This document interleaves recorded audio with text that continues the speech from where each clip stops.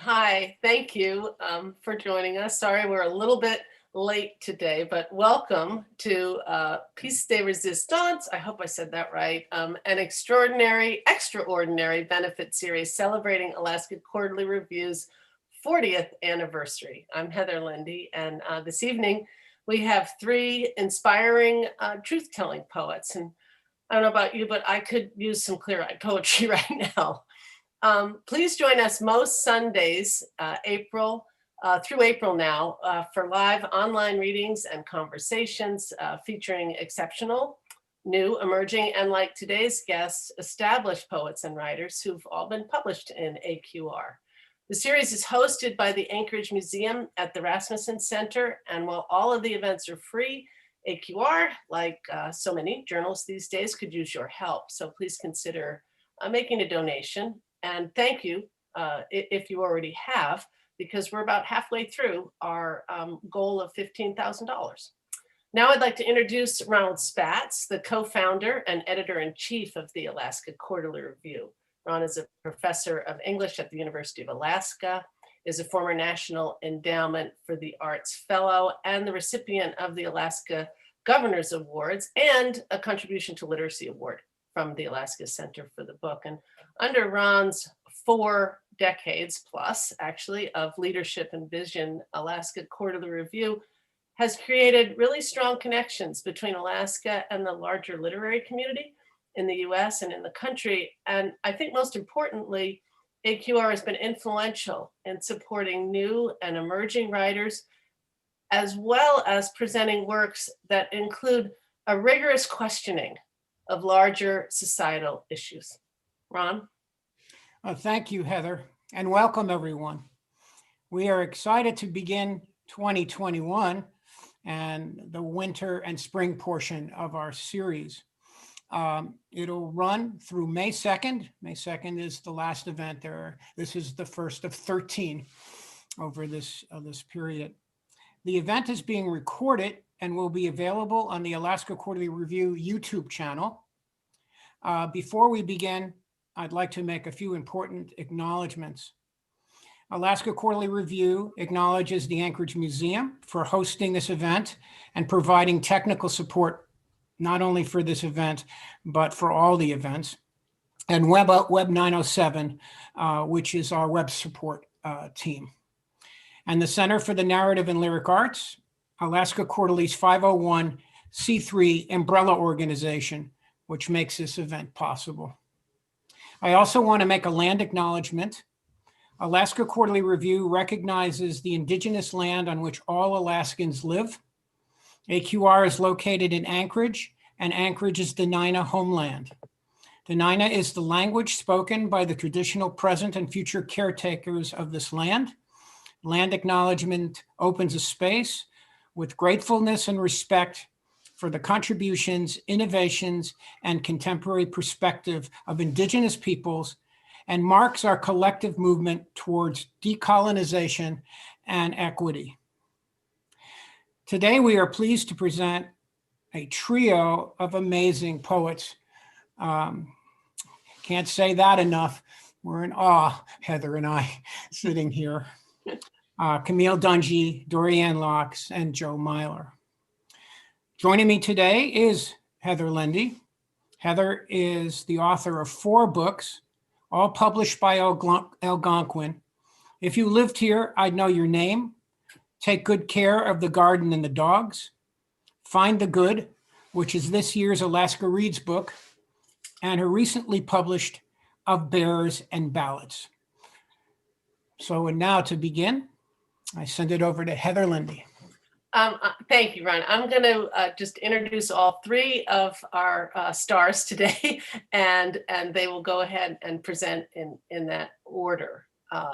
Dorianne Laux writes gritty, tough, lyrical poems that depict the actual nature of life in the West today, says Philip Levine. Her 6th collection, Only as the Day is Long, New and Selected Poems, was named a finalist for the 2020 Pulitzer Prize for Poetry. Her 5th collection, The Book of Men, was awarded the Paterson Prize. Her 4th book of poems, Facts About the Moon, won the Oregon Book Award and was shortlisted for the Lenore Marshall Poetry Prize. She's also the author of Awake, What We Carry, a finalist for the National Books Critics Circle Award, Smoke, as well as a fine small press edition, The Book of Women. She's the co-author of the celebrated text, The Poet's Companion, A Guide to the Pleasures of Writing Poetry, and is currently the Chancellor of the Academy of American Poets and is an Alaska Quarterly Review contributing editor. Dorianne has worked as a cook, a gas station manager, and a professor, but has always been a writer.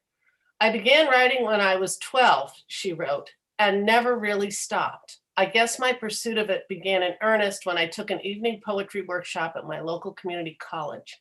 I never thought of it as a career and still don't. It's a calling, a way of being in the world. She and Joe Millar are married.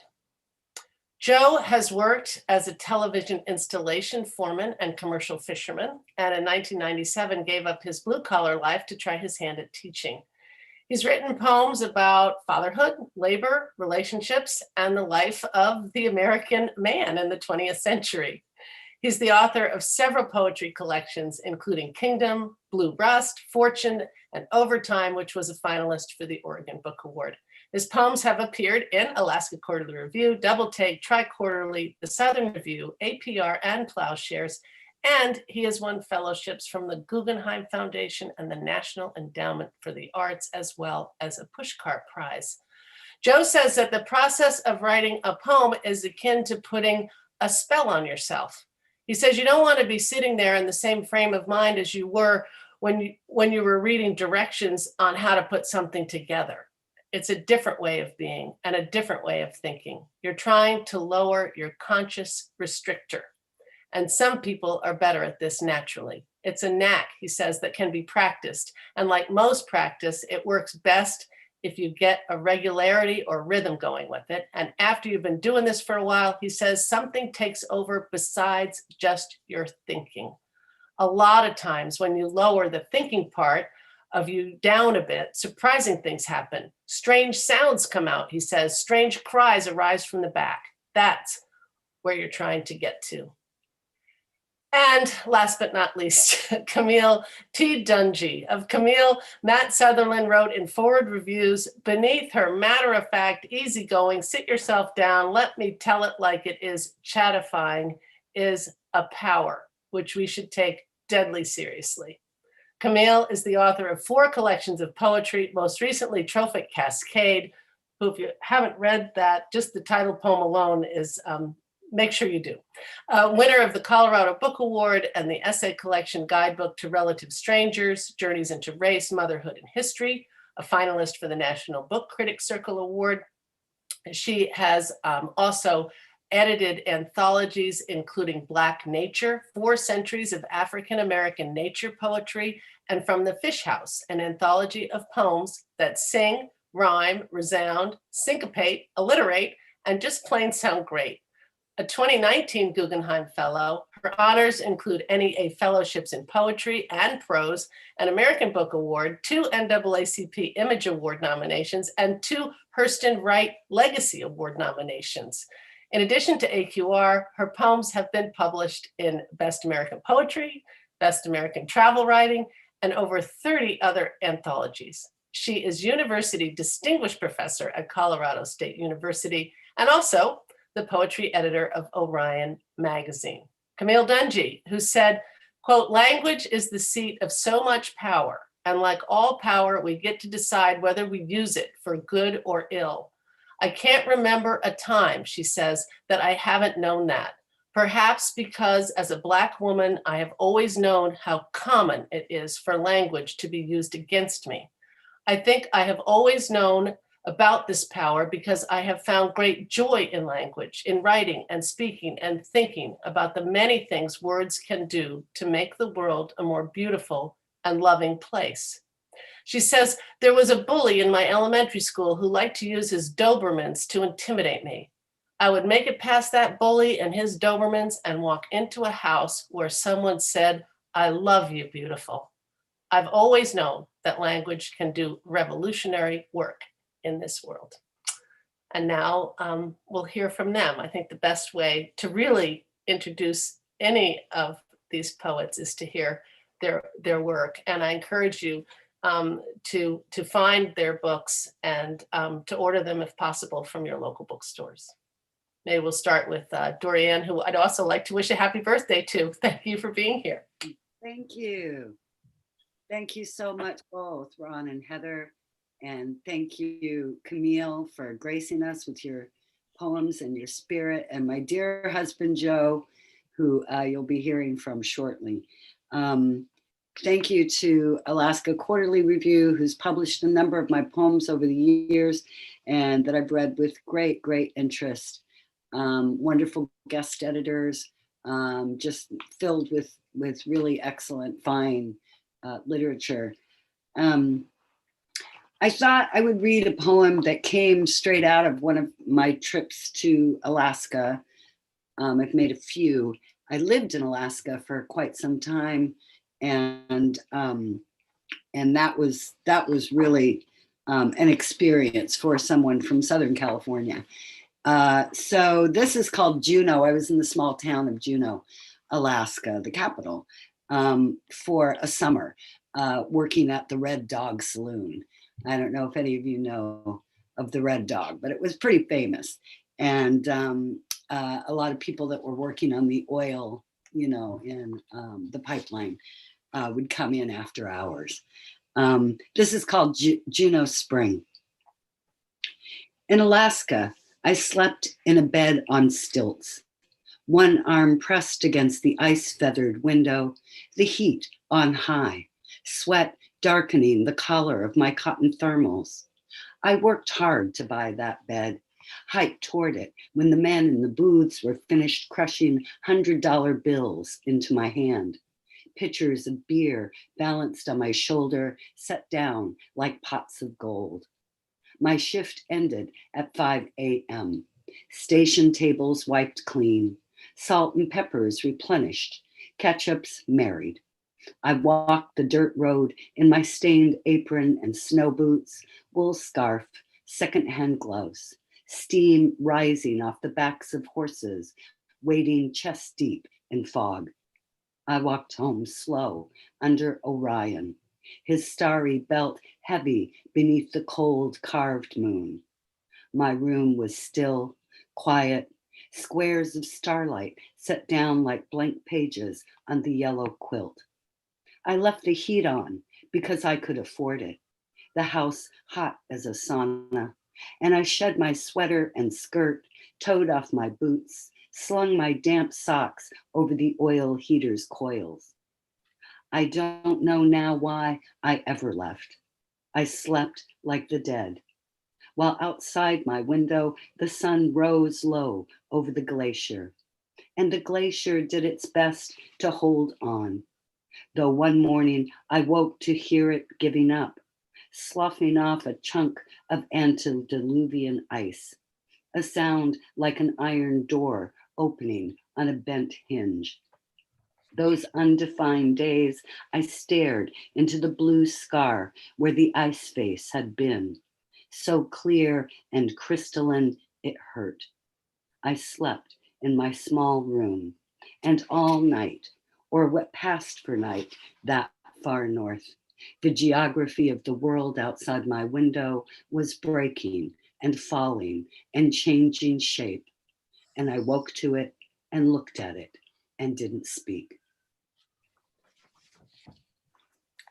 The majesty of that place can sometimes be completely overwhelming.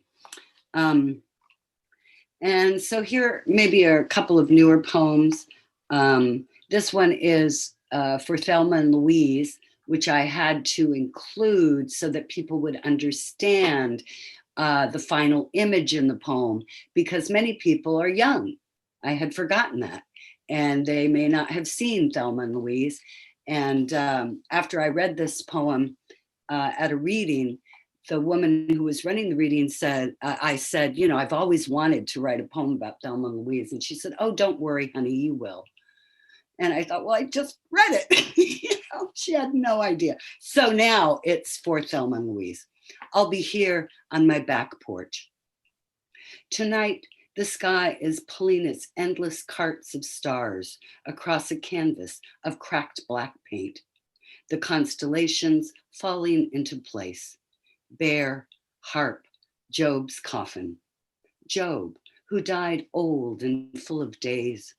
And though he suffered senselessly, in the final chapter, he gets his wife, his children, the land he tended back. The original happy ending. And what of our world's suffering? Descendants, as we are, of Job. The doors of our workplaces chained, locked, our families sick and dying, our lives lived alone, drowning in obscurity. Will we find and name a new constellation after the virus, the contagion constellation, the corona dusk? I suppose I began to miss the movies first, gathering in the dark, my shoulders brushing up against my animal kind, all of us exchanging breath, our strangers' hearts beating as one heart, as the huge women on screen clasped hands and drove off the edge of the Grand Canyon. And with a last kiss, the canvas backdrop turns white, the camera's aperture narrowing, the house lights coming up, a herd of souls walking toward the open doors who had all seen the same thing, scene after scene, laughing our herd laughter, crying our hard human tears. And some of you may have seen the report on CNN of the ancient snack stall that was uncovered recently in Pompeii. And I was fascinated by it. It's beautiful. You should look it up. And I found out the name of these snack stalls were termopoliums. I'm not really sure how you'd pronounce that, but and so this is called the termopolium. Even in 79 AD, people loved street food. All the young Romans flocking around the sizzling terracotta pots, the stalls frescoed with chickens and hanging ducks, hot drinks served in ceramic two-handled pateras filled with warm wine and spices. Their sandaled feet glimmered as they milled around, waving hellos, smudging one another's cheeks with kisses, murmuring gossip, complaining about the crazy rise in the price of wheat, soups and stews, skewered meats, stacks of flatbread, honey cakes, and candy made with figs. They sprawled on the steps or sat near a neighbor's open door, stood under a blur of windows, someone playing a lyre, barefoot children singing the Ode of Horace. Just like New York before the pandemic, before the many retreated and retired to their living rooms to watch the news on a loop, alone with a cat or dog, a furry stay against the nothing of loneliness, their dreams, a passport to fear. I used to see the excavated people of Pompeii, frozen in time, caught curled in sleep or kneeling, a couple fucking, though there is one of a possible father propped in what looks like an easy chair, a mother bouncing a child on her lap, as if they decided in their final moments to be happy, to go into the afterlife covered in ash, buried alive by joy. And this poem is for my mother. My last book was filled with 20 poems about my mother. She died a while ago, and but I keep writing those poems to her. I don't think I'll ever stop. And this one is, again, you know, if you're young, you may not know this, but when I was growing up, many of us had Singer sewing machines in our houses, and we all made our clothes from scratch. I know that's hard to believe, but that's what we did. And so this is for my mother, and it's called Singer. If I could go back to the living room window of my childhood house, look again through the pane, it would be a telescope lens through which I might see the first woman I ever met, my mother, at her sewing machine, rewinding the bobbin, little spool with holes like an old movie reel our tiny lives spun inside of. I might see her long piano fingers touch the balance wheel, the throat plate, the presser bar, one bare foot working the treadle, her heel revealing only the first three letters in black lettuced metal, sin. My mother was what some called a sinful woman, divorced, pregnant without a husband, a baby boy given up for adoption, remarried, another baby born of another man, a one-night stand while her husband was away at war. She drank too much, thought too much, laughed with her head thrown back, danced with anyone. Too pretty, too brainy, too tall, her black hair a snare that hooked men in. But right now, she's fully visible, stretching the fabric for a kitchen curtain, swatches she salvaged from the deep sale bins, using the selvage for a hem, thereby cutting her handiwork in half. The black oiled mechanism banging out dress after dress, tablecloths and runners, nothing she couldn't cobble together from the waste of others. She was a very particular, peculiar mother, and by now you can see why we loved her. She was a lit fuse in the rain. She turned from her work and set those same fingers on the piano keys and pulled music through the air. Making something from nothing was what she was good at. Love, children, pants and skirts to dress them in, a table covered with cherries on which the beautiful food appeared, roses from her front yard garden in an old cracked vase, her long arms around our shoulders, saying, sit still, eat, try not to spill anything.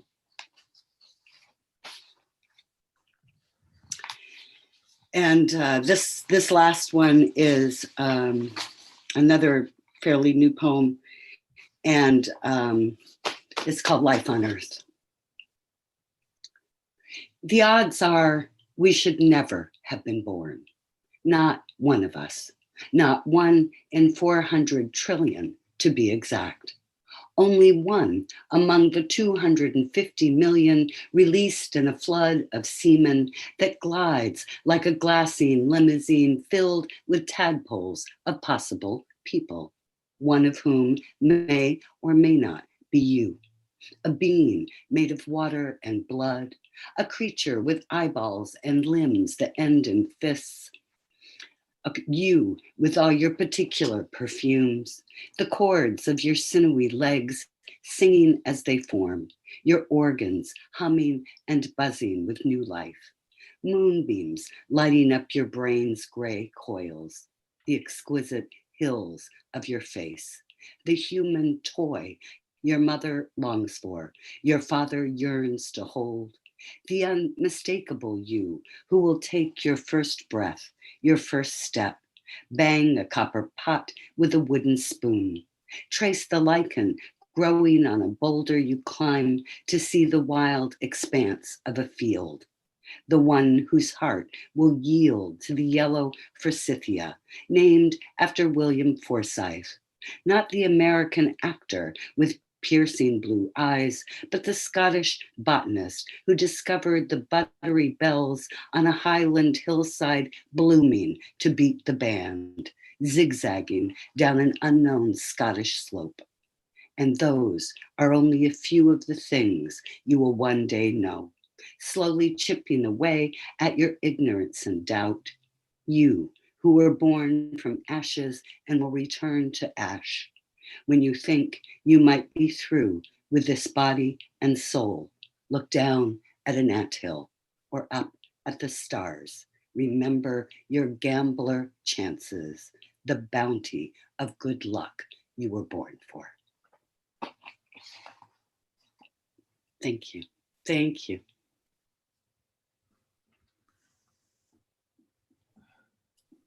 Oh, thank you, Dorianne. That was lovely. Really nice. Just what I needed to hear today. And are we going to go to Joe next? I'm next. I'm setting my timer You are. because I don't want to. Can I ask you, because you two live together, how closely do you work together? Well, we're in a couple little groups now, so we write together at least weekly, but we don't write together. But yeah, we write off of the same words, and then bring our stuff back and read it. And this pandemic has been good for our writing. Actually, all those poems Annie read are new, and most of these that I'm going to read are new. So it helps to have a good reader in the house, and if you can avoid being jealous. That's a short answer. I have a poem here that has a Alaska reference anyway, so I'm gonna read that. Start with that too. It's called Corvus. My wife thinks the crows are talking to her with their midnight beaks and ragged feathers, and maybe she sees the sky through their eyes, the reef of dark storm cloud off to the west, the flutter of deep laughter under her breast and under their bandaged squawks. And I'm thankful for the privilege of memory and thought, for I still wear the scar on my hand from setting steel steps onto the trailers, my first week in Dead Horse near Prudhoe Bay, back when we had an Arctic where a can of soda left outside for 3 minutes would freeze into solid ice. Ice in the air, ice in the sky, ice in our nostrils and under our eyes. Who knew someday we would miss it? Ice tears and ice spit, ice piss and ice shit, so cold you couldn't smell. Glare ice like the front yard of hell. And the first living creature, a raven, perched on the trash burner with a voice like bent tin, under the delicate rose-colored sun, which never lifted above the horizon, circling all day like a dim lamp along the gray edge of heaven.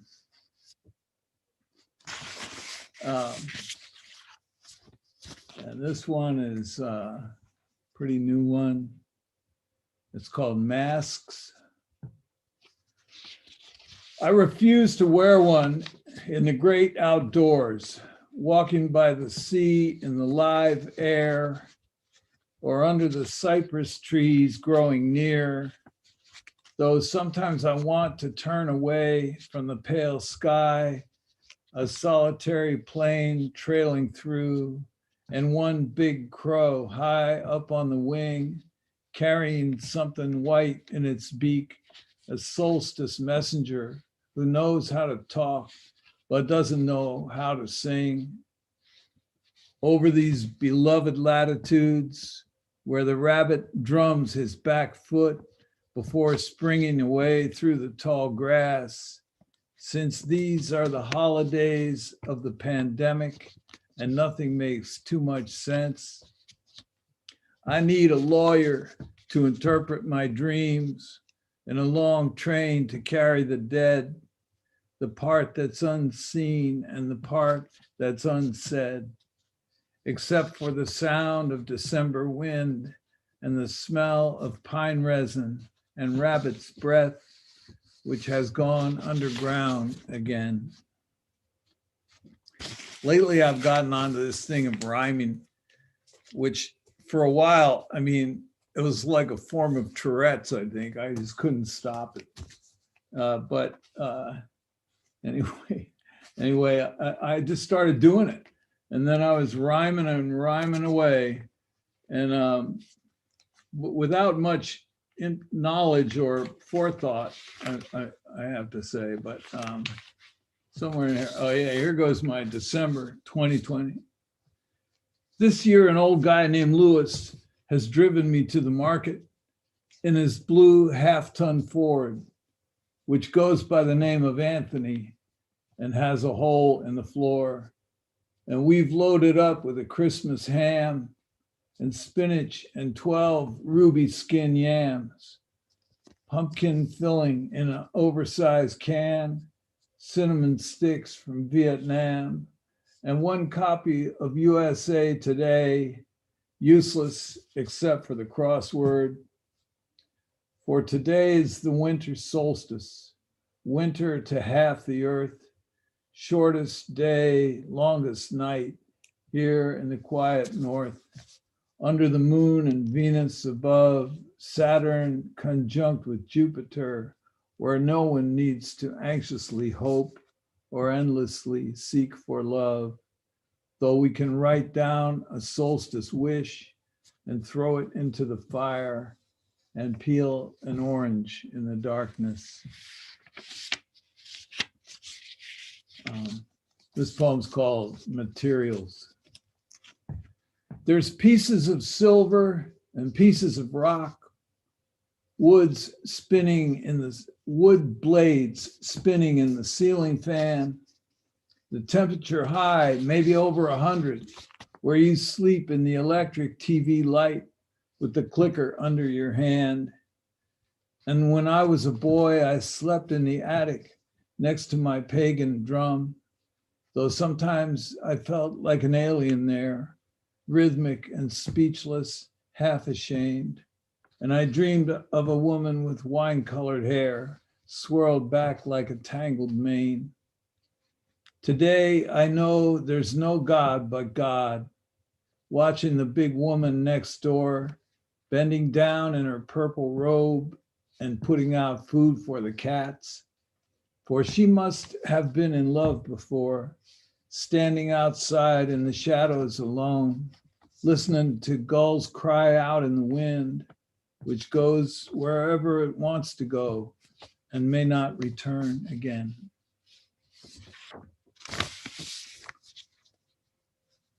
This one is called Wildfire Season. She wants you to follow the tracks to the sea and stop thinking about tomorrow. The tracks of the ravens and herons and crows that scar up the landscape and keep pressing down. And though you don't wish to go through this again, she wants you to rise up into the air with its smoke and particles falling like rain, ashes of trees and houses and cars, of burned up coyote fur, burned up guitars, even the ashes of someone's mother shaped like a little French wing, an aileron hovering above California, where the trains roll south and the crossing bells ring. For these are the days to be patient and try not to want anything. And these are the nights you can't see the stars, to drink extra water and climb the stairs slowly and practice your quietest breathing. This is a poem called Shadow, and it has a little reference in it to a famous Wallace Stevens poem, The Jar. Just a little reference. There's no one in the forest to help you with the task of remembering your name. No secret ceremony in the leaves this far away from home, with a sound in your ears like tinnitus, or a distant ringing from outer space, or it could be water running over the stones of a woman's backbone away from her face. Oh, bride of science called down from the stars, oh, glass jar placed on a hill, to calm the mind in its ranging flight over the broken fields of night in the ocean that looks like wrecked steel. This time of life can make its own weather and sometimes brings its own fear, like the dry wind blowing west from Nevada, threatening the land with fire. But you know you want to give something back to the woods which have held you, where you lay down to sleep below the ledges of rock and the oaks, their limbs stretched out through November, their roots sunk fast and deep. Trying to see how I'm doing here, but I can't see it. You know, you click on one of these. Oh, okay, that's working good. So this poem is called Twilight. There's so much technological stuff going on in the world that it's hard to keep up with it all. But that timer is a good deal. Twilight. Sometimes I think you'd give anything to disappear into the twilight again, to walk away from me, not looking back, through the forest's insomniac shuffling, the ravens unloosening the pines, where the blue mud squishes under your soles, in your left hand a jar of cheap wine, which is clouded up like a blurry lens, the dust of the air from 5 counties east, which comes drifting through the August night, smelling of burning grass. And these lines were not written above Tintern Abbey, nor from the NASA space station with its extraterrestrial perspective, its silicate windows and oxygen, and the galaxies clustered along some filament like a river that has no end. For your hair is a world full of time and despair, which can't be compared to any other. Its dark red thicknesses streaked with gray, me with my perfume, and you with your feathers, for we were always obsessive lovers. And I'll close with this last piece, which is called Ars Poetica. And I got it from this, my friend Marvin Bell used to quote Jasper Johns all the time, where he said the artists are the elite of the serving classes. I take out the trash in the rain, which glimmers there, a watery blur, and murmurs aloud on the hoods of the cars and rattles the garbage cans. For I provide room service on the first floor. Just leave the leftovers outside the door. Orange peels and a scrambled egg, the smudge of salsa that lands on my shoe. I have nothing to worry about, neither do you. Nor does my old neighbor sprawled in his bunk, listening to rain in the cave of his room. He's lame from arthritis, but he's not drunk, though he misses the days when he could still work at his plasterer's trade with his trowels and knives tucked away neatly under the eaves. For breakfast, I bring him a strawberry Ensure until he can make it down the stairs, and roll the walker across to his chair. For coffee and toast with 3 or 4 prunes and a program about fishing on the Tasman Sea, smoking his long pipe of Turkish tobacco. Or he might call his daughter in Indiana, though inside of me and inside of him, there's a great white shark that never rests. It swims all night through the stomach and heart, like the ceaseless, predatory mind of art.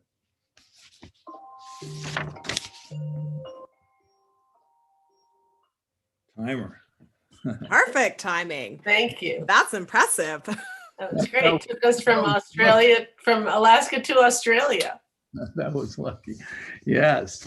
Well, it's my great pleasure to introduce or to bring to the stage, I should say, the great Camille T Dungy, whose work we've admired for many years and who we look forward to hearing now.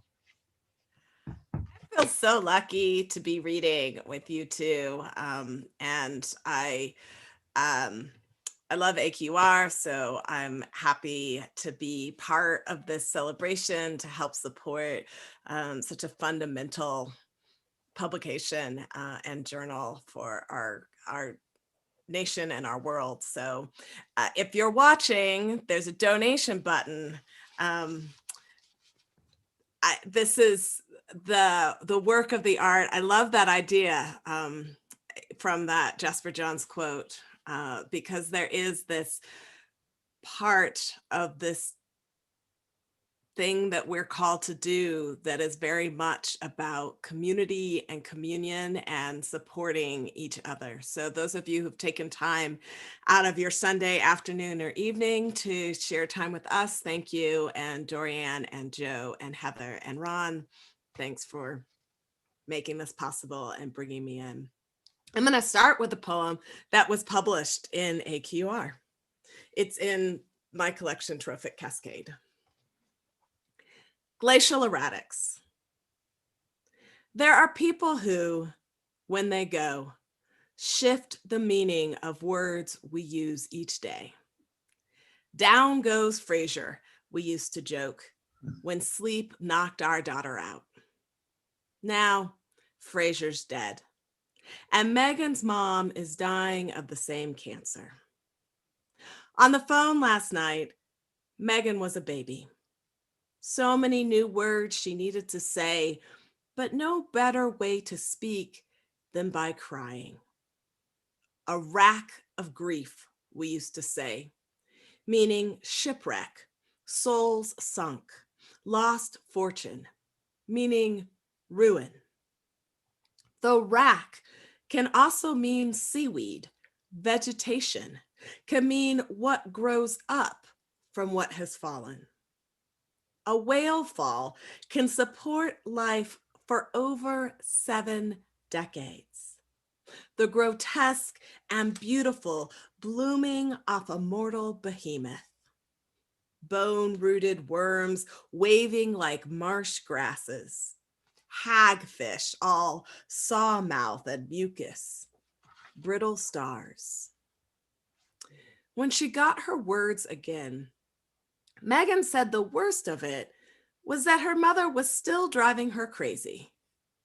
I want to kill her, said Megan. Does she always have to be so controlling? The morning she chose to join us, my daughter pushed against me. My whole body, becoming a mother, squeezed, trying to help push her along. And what could she do but push against me again? Down goes Frasier, we joked, because she fought so hard to be alive, she hated ever to leave us. Once, my whole body, becoming a mourner, had to push my girl out to let her go.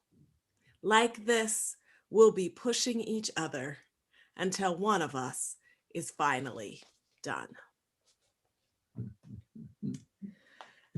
I am also going to read some new poems today. This poem's called This'll Hurt Me More.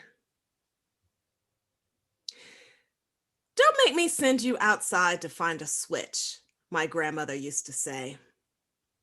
It was years before I had the nerve to ask her why switch was the word her anger reached for when she needed me to act a different way.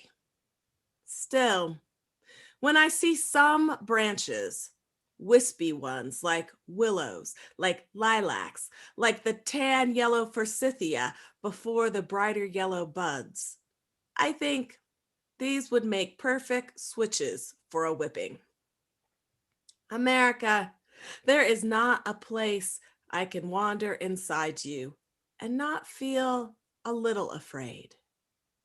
Did I ever tell you about that time I was 7, buckled into the back seat of the Volvo before buckles were a thing America required? My parents tried, despite everything, to keep us safe. It's funny. I remember the brown hills sloping toward the valley.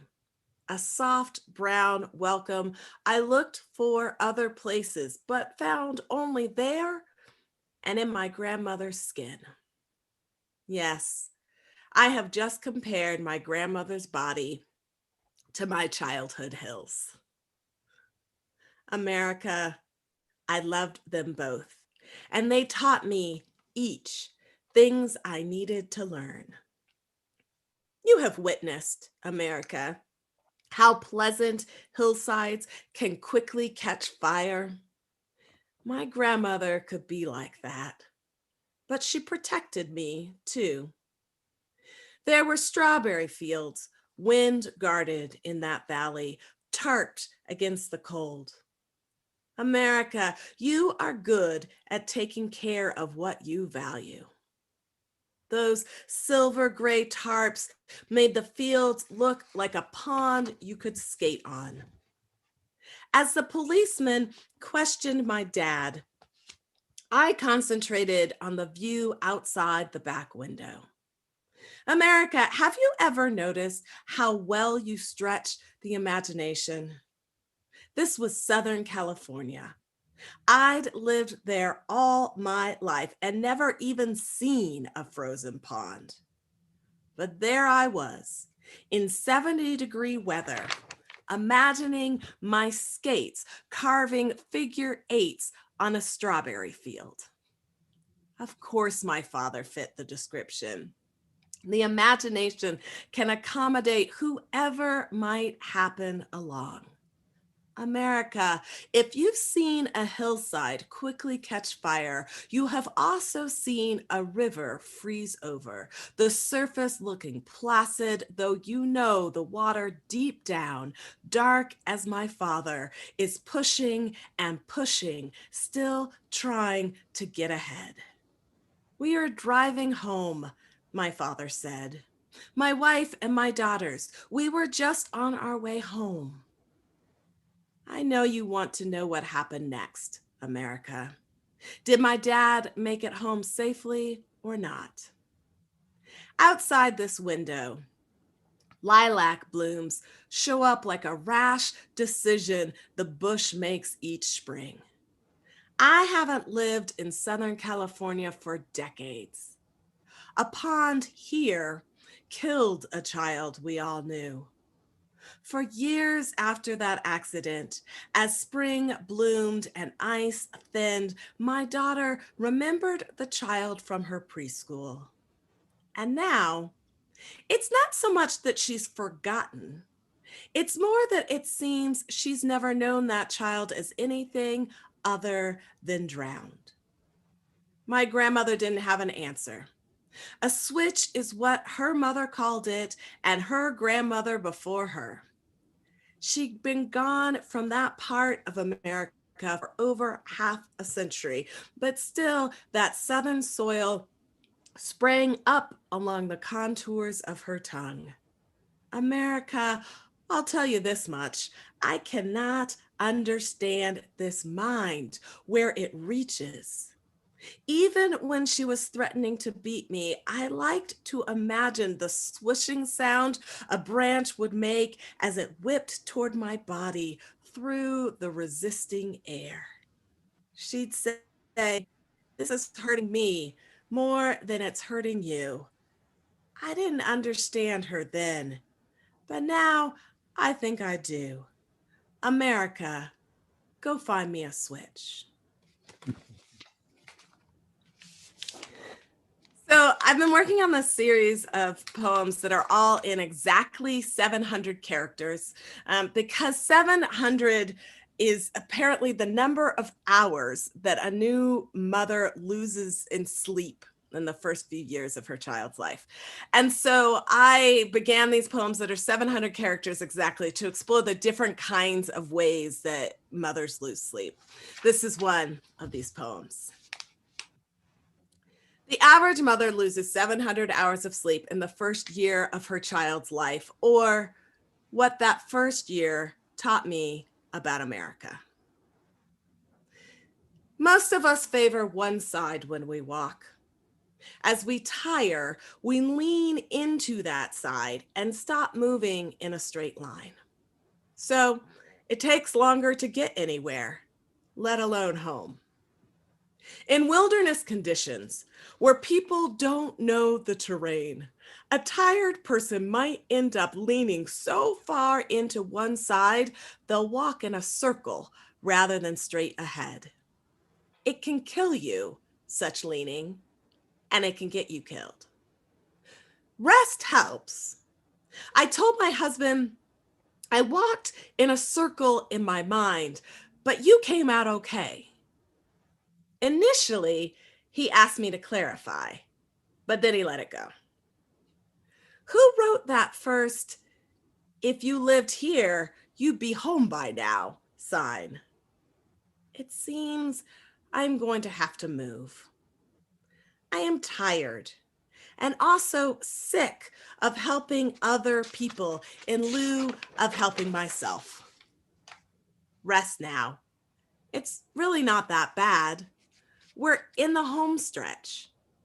That's the mind of a parent. Relentless optimism in the face of sheer panic and exhaustion. And then I have just 2 more poems. I think I had 2 more. This one is another one.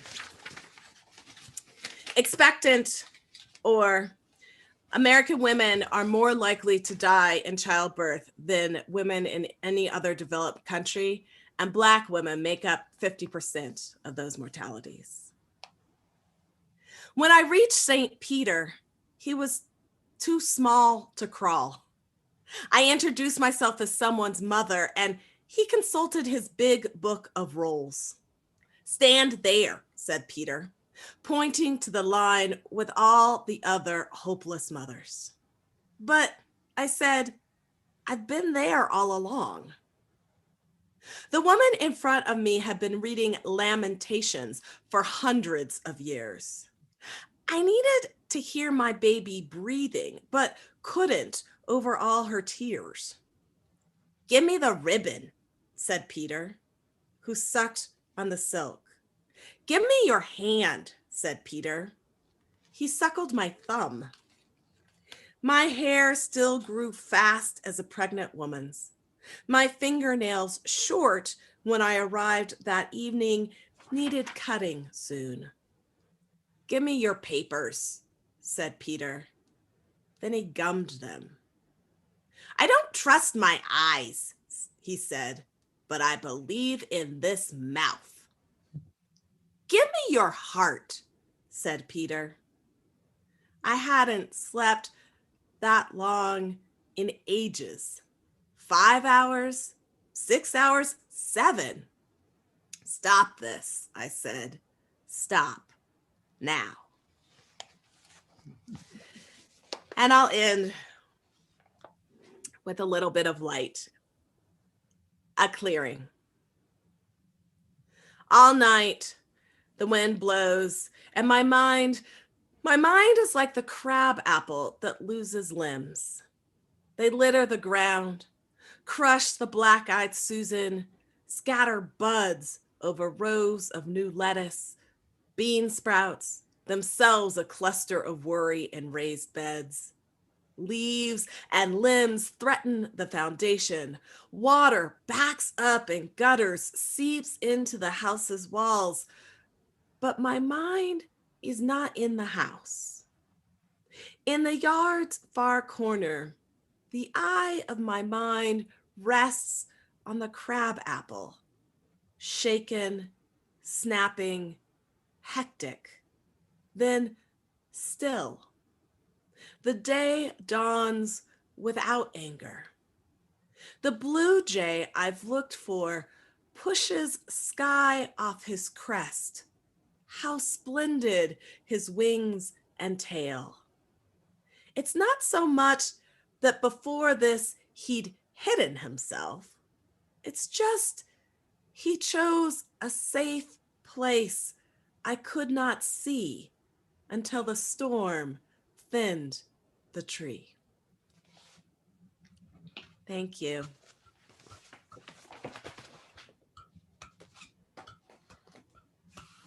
Oh, thank all of you very much. And we have some time. We started late, and I'd love to hear you all talk to each other about some things. And the question that we usually ask is, you know, sort of what is the role of the artist, the poet, the writer in these times? And all of you have spoken and written of a kind of activism in your work, you know, that, like Maya Angelou talks about, you know, the idea that a poet trains like a runner, right?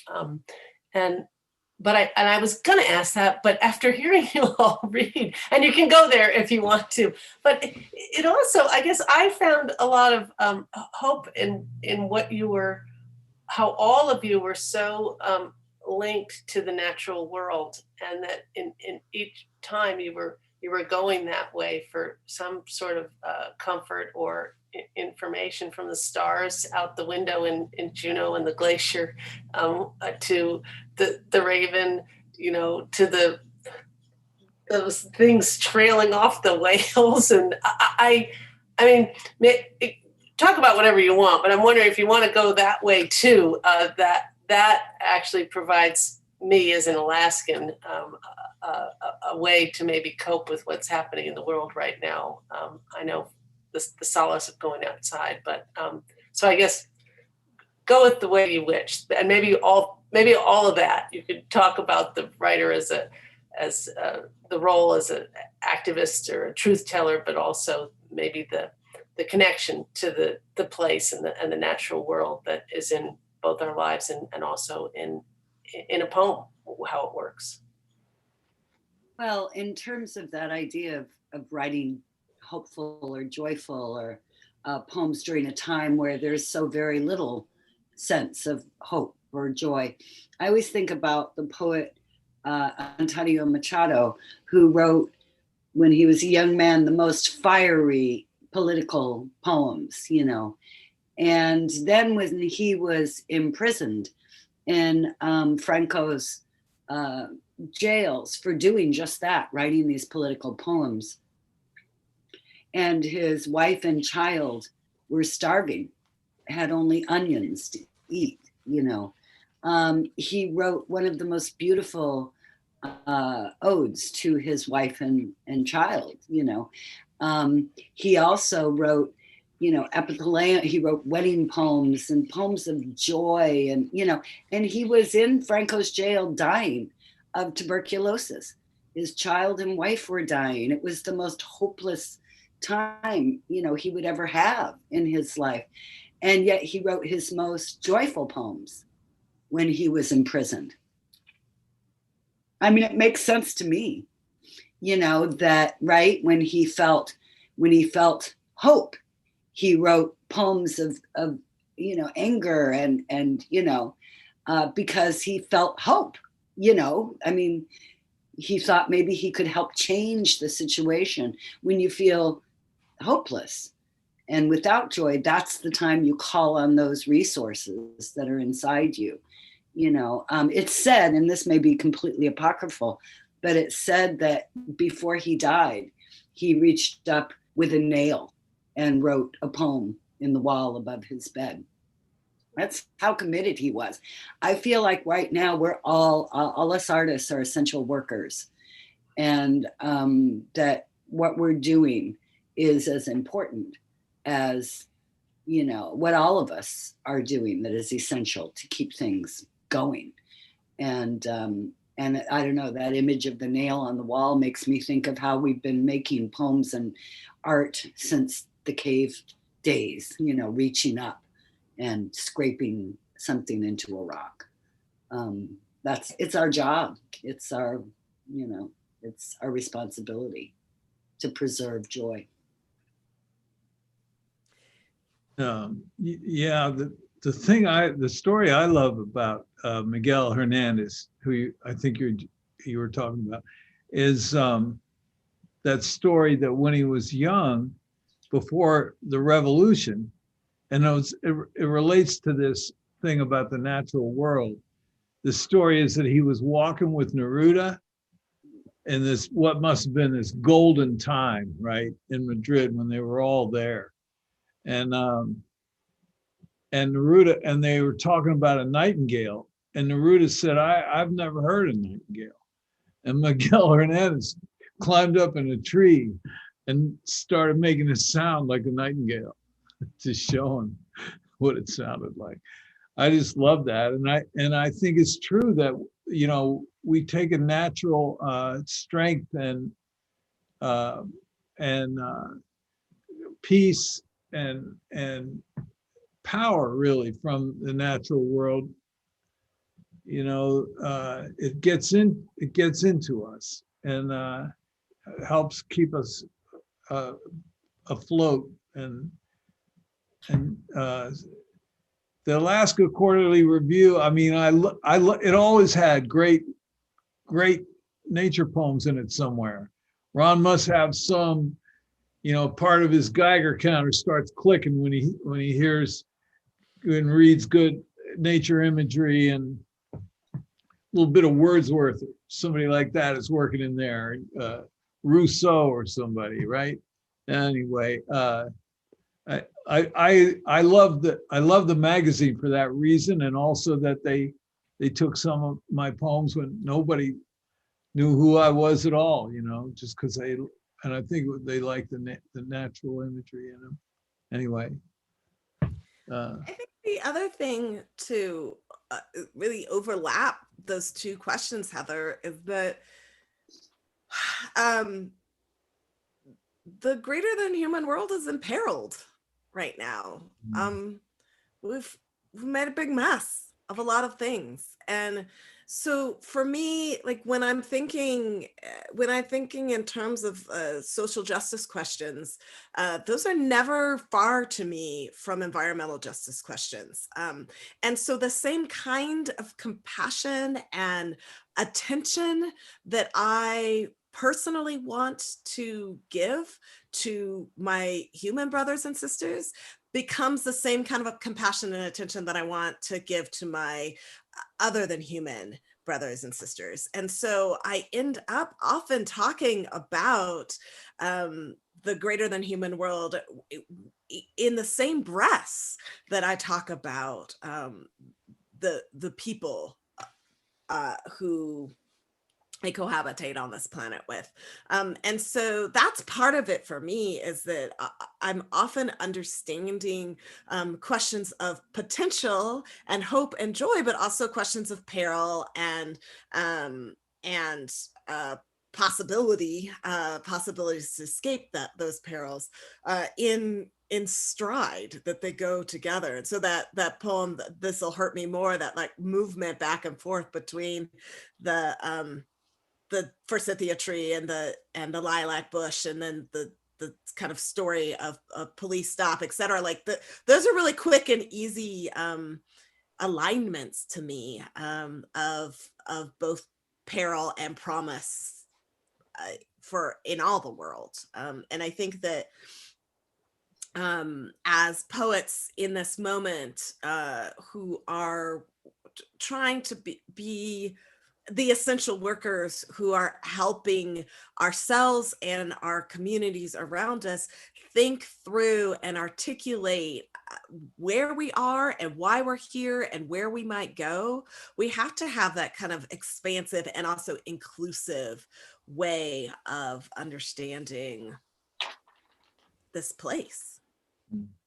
I think too, you know, Camille, you in hearing you speak and read before, you know, you brought something to the whole idea of nature as a comfort, talking about it as a Black woman, and you know, your story about the trees and the swimming pools in the park, and I think it was in Lynchburg, and you know, the idea that for me as a white person going outside in the dark, wandering around and looking at the stars is a safe place to be.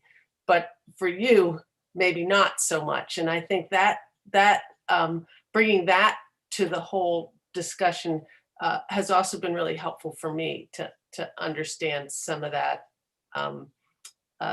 the real interface between social justice and being outdoors.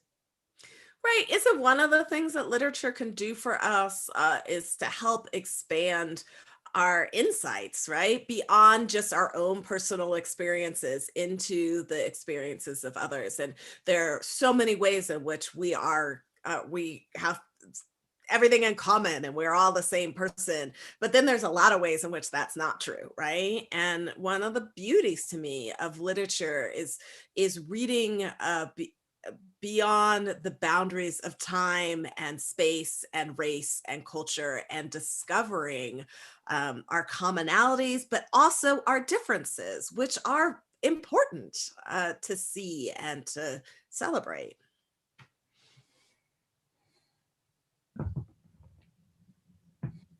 Dorianne or Joe have anything to add?